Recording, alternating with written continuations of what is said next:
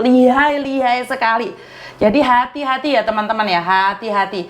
Karena mereka berkedoknya sangat rapi sekali. Bahkan yang bikin saya ketawa kemarin adalah saya sempat berbicara dengan Kak Yat Cisam ya. Dan Kak Yat Cisam memberikan informasi tentang beberapa, sebenarnya anak-anak yang curhat ke saya, sebagian juga curhat ke Kak Yat Cisam, dan Kak Yat Cisam juga curhat, anaknya curhat ke saya. Yang paling lucu adalah anak yang aku dari Jepang itu, yang calo bandara itu, ternyata sempat curhat ke Kak Yat Cisam. Saya kurang tahu konsepnya yang mana, kontennya yang mana. Itu mengatakan bahwa dia itu menjadi seorang penolong. Ini Mbak yang kemarin yang menipu calo bandara itu loh Mbak, yang katanya dari Jepang, terdampar yang 10 tahun di Jepang itu, dia ngakunya itu sebagai penolong TKW. Jadi kalau ada anak bermasalah, dia itu menolong, tapi menjigit, menyaplok. Nah ini hati-hati ya.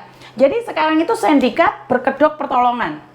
Kenapa mereka tidak berani di media sosial seperti saya live gini? Karena mereka tahu kalau mereka live, mereka akan ketahuan borok mereka dikritik habis-habisan. Oke, kalian boleh bilang saya jahat lah, mulut saya ketus lah atau apa, tapi saya belum pernah memanfaatkan orang lain.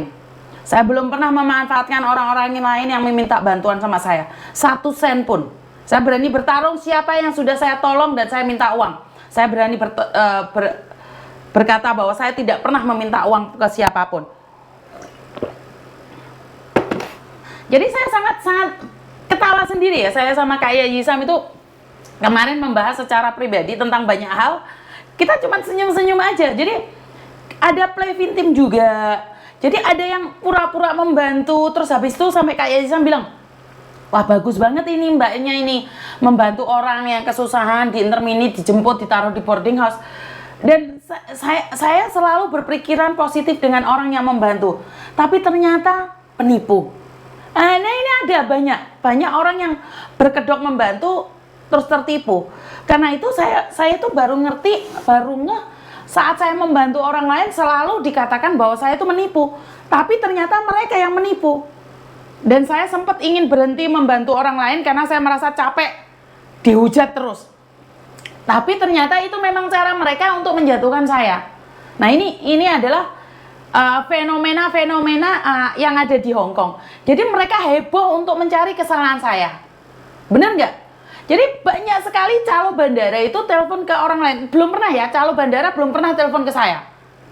Jadi nggak ada calo bandara yang telepon sama saya. Belum ada. Jadi nih sekalian ini yang sering merasa dibantu tapi digigit, dicokot. Kalian yang dari bandara ini, yang ada di bandara, silahkan laporan ke KJRI, di polisi KJRI.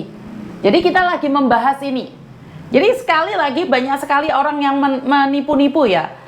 Banyak orang yang pura-pura menolong. Karena itu saya sangat paham sekali kenapa mereka tidak berani di media sosial secara langsung.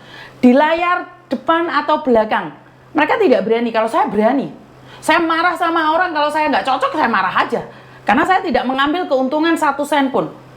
Seperti kemarin ada orang yang bersengketa dengan orang pajak, terus habis itu mereka bertengkar, saya sudah membantu, akhirnya karena uangnya separuh belum dikembalikan, dampratnya ke saya nggak mau. Saya membantu hanya sebatas semampunya. Kalau kalian menginginkan sesuatu itu full, ya cari pengacara. Ingat, saya membantu semampunya. Dan saya tidak mengambil keuntungan, saya hanya buat konten karena saya rasa ini adalah edukasi. Bisa dipahami ya teman-teman ya. Jadi sekali lagi buat teman-teman nih, yang di luar sana niat membantu, terus mengambil keuntungan, wow. Saya kadang-kadang bingung dengan tujuan awal kalian. Ya, tujuan awal kalian memang menipu ya.